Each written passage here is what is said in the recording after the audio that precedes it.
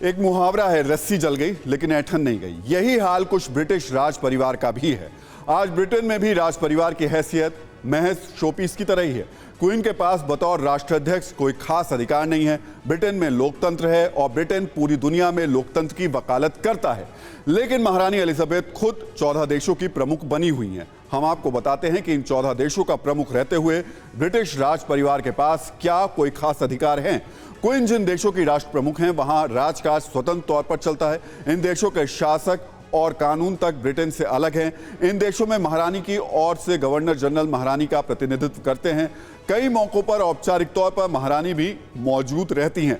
यानी इन देशों में बतौर राष्ट्र प्रमुख महारानी एलिजाबेथ के पास कोई अधिकार नहीं है, लेकिन इसे सत्ता का मोह कहें या अतीत की शोषणकारी सत्ता से लगाव, अब तक ब्रिटिश राज परिवार इन देशों को गुलाम बनाए रखने की मानसिकता से आजाद नहीं हो पाया है।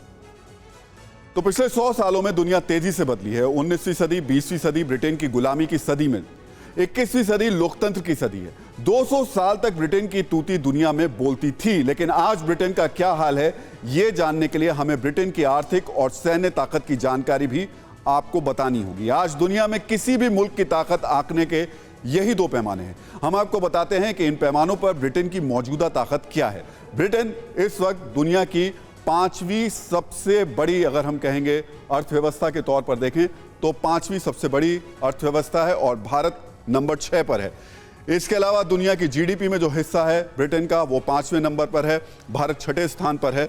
और सैन्य रैंकिंग में जब हम बात करेंगे तो ब्रिटेन 8वें नंबर पर है और भारत 4थे स्थान पर। लेकिन ये जो आप 6ठा स्थान देख रहे हैं इसकी वजह भी ब्रिटेन ही है। अगर ये ब्रिटेन उस वक्त भारत को गुलाम नहीं बनाता तो शायद तस्वीर बहुत कुछ उल्टी नजर आती। उसके बावजूद आप देखिए सैन्य ताकत में हम कहां हैं और ब्रिटेन कहां है। एक वक्त था दुनिया के तमाम मुल्कों के शोषण के जरिए ब्रिटेन की जीडीपी टॉप पर हुआ करती थी, लेकिन पिछले 7 दशक में ही हालात बदल गए हैं।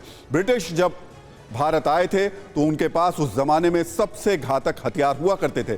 नई नई बंदूकें और तोपें ब्रिटेन की पहचान थी। लेकिन आज जब हथियारों की बात करते हैं तो सबसे ज्यादा चर्चा अमेरिका, रूस, फ्रांस जैसे देशों की होती है।